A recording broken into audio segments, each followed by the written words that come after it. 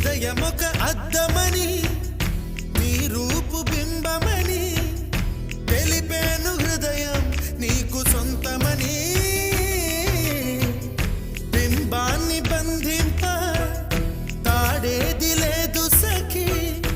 అద్దాల ఊయల బింబమూగే చలి నువ్వు తేల్చి చెప్పవే పిల్ల లేక కాల్చి చంపవే లైలా